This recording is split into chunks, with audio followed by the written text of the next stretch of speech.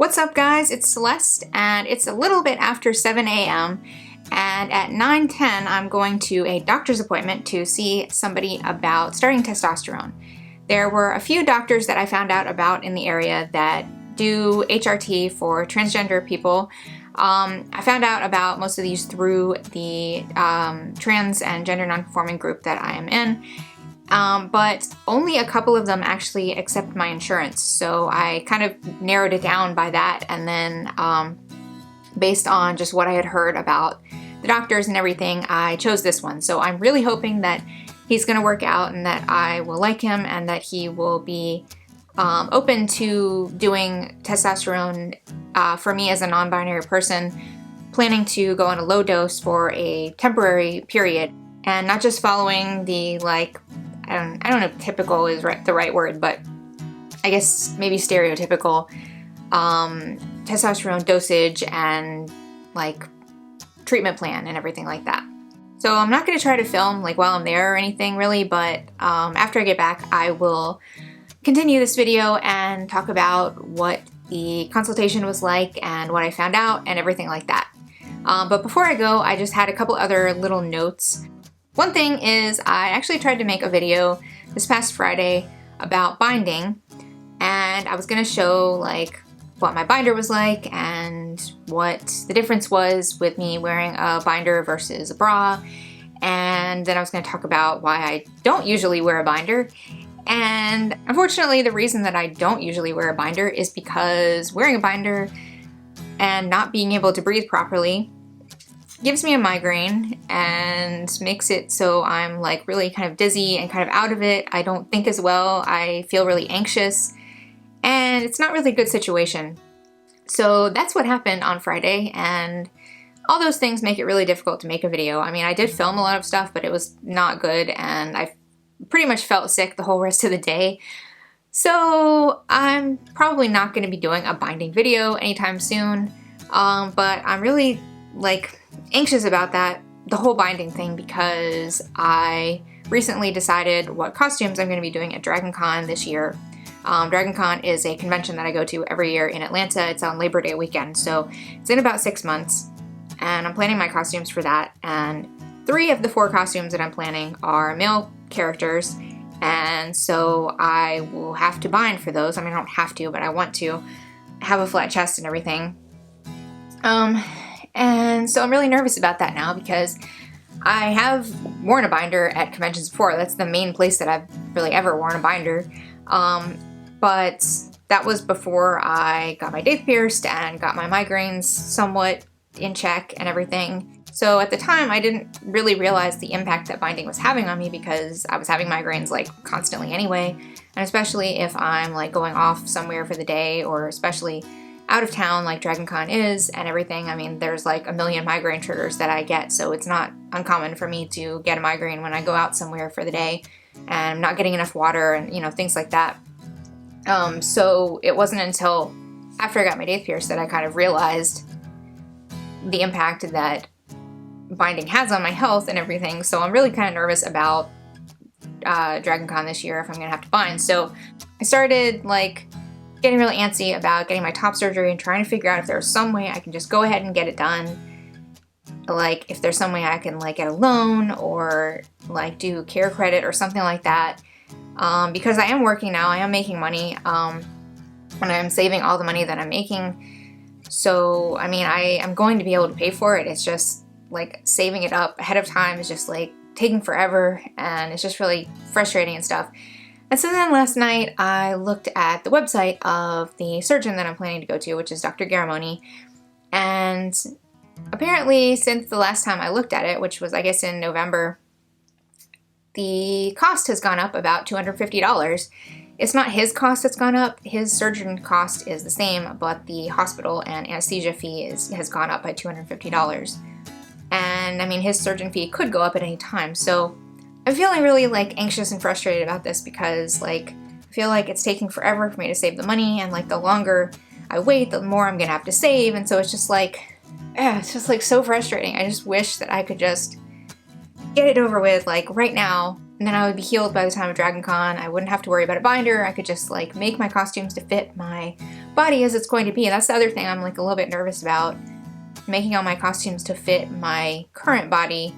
And then like next year, I mean, binding gets me pretty flat, but I mean the tissue is still there, so like the way things fit is going to be different after I have top surgery. I don't know, I'm just like really anxious about a lot of things right now. So I just wanted to give a little bit of an update on that aspect of my transition and how frustrating it is right now. But yeah, so I'm gonna go eat my breakfast and then go to see the doctor, and then I will be back to update you on how it went.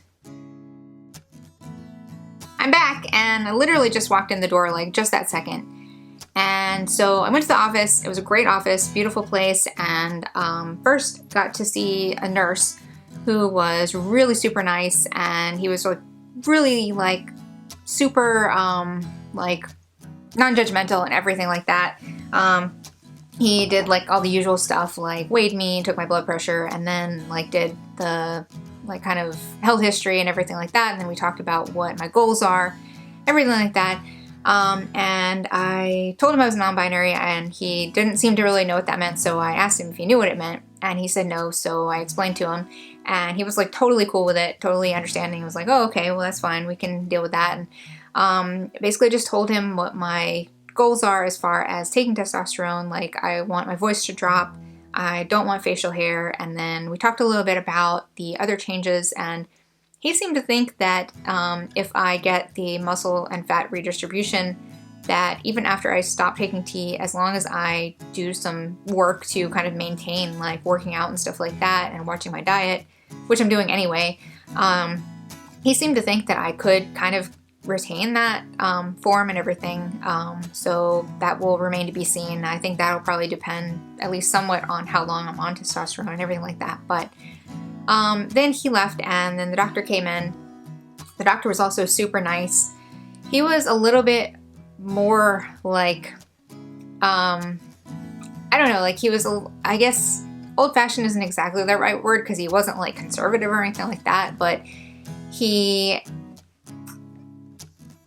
basically said that he kind of like tried to tell me that he doesn't care about like using the right pronouns, and like, I don't know, he kind of like defended himself on that and stuff, which I didn't really challenge him on. Maybe I should have, I don't know, but like, I don't know, his reasoning was kind of like, if it's like well-intentioned, then it's okay or something like that. I don't know, but like that kind of stuff was kind of a little bit off-putting, but like the way that he was doing it was like, I knew what he meant when he was saying like, when he would say like women do such and such, like women's bodies and stuff like that. Like it was kind of irritating, especially for somebody who works with transgender patients.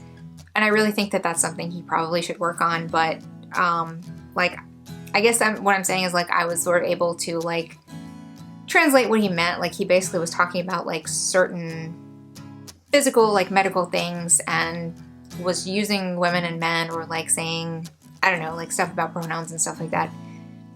I don't know, I guess I was okay with it in the context of the appointment, even though I'm not really okay with it like on principle.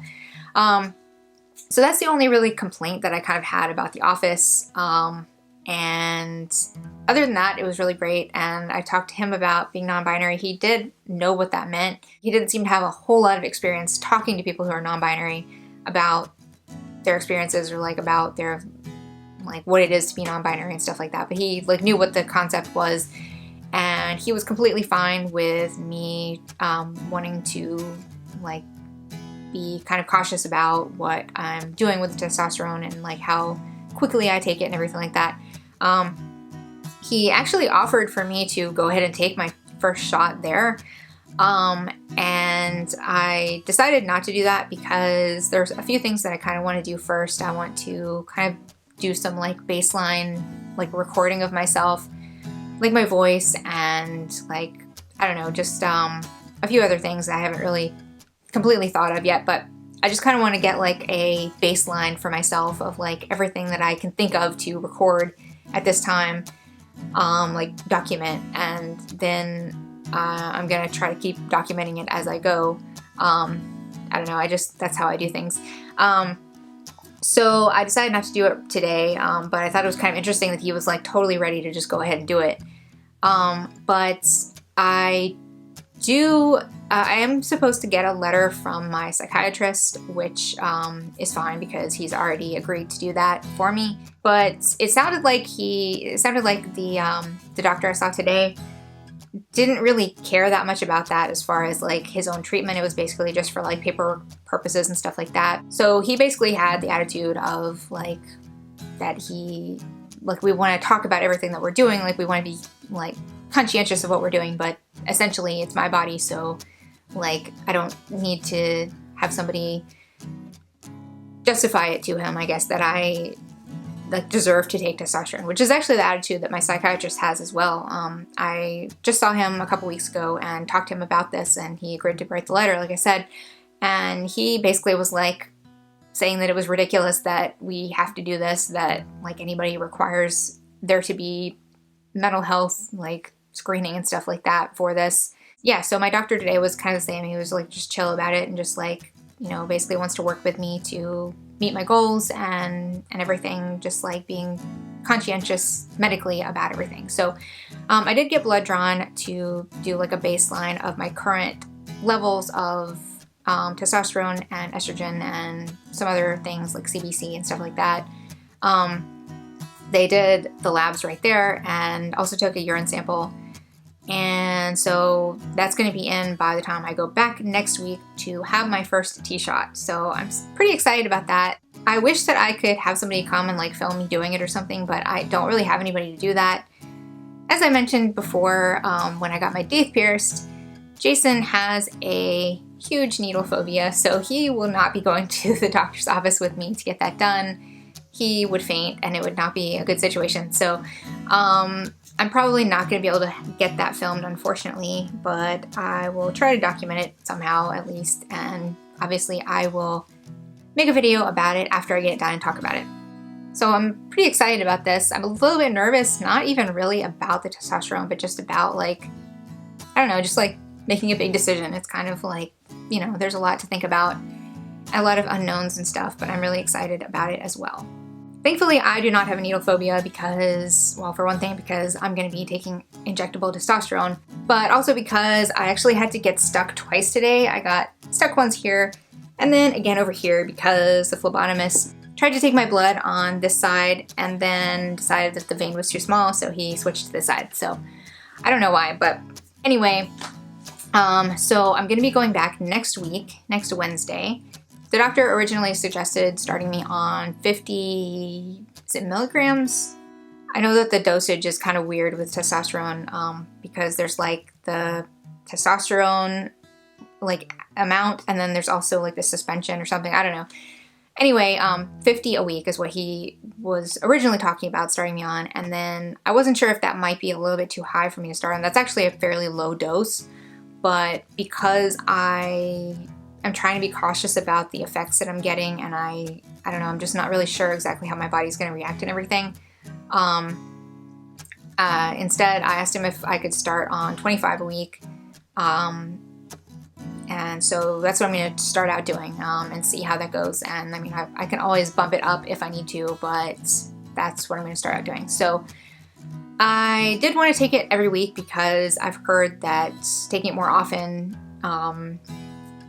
can make your levels more stable because your levels spike when you first take the testosterone and then they kind of like level off after a while until you get the next dosage. So if you take it more often, then it doesn't have as much of an up and down kind of pattern, which is better for some of the effects, for example, acne and things like that. So that's what I'm going to be doing, and I'm, like I said, really excited. And I don't know if there's anything else that I maybe should mention about this appointment that could be useful to anybody else. I think the idea that I've kind of gotten is that every doctor is different and their requirements are different and their like sort of procedure is different for how they do this and everything. But I was pretty pleased with the place that I went. The office was super nice. Everybody there was very like just very welcoming, and like the nurse told me everybody's name, like introduced me to everybody and stuff, and it was just like a great place. So I'm pretty happy about that. And I don't know if I sort of forgot to mention anything, or if you guys have any questions about this, what this appointment was like, or anything about what what I've been through to this point in my goal toward getting testosterone, definitely leave a comment or message me or anything like that. I would be happy to answer any questions or anything that you might have. So if you like this video, give it a thumbs up and subscribe to see more of my future content. Thanks so much for watching, and I'll see you guys next time.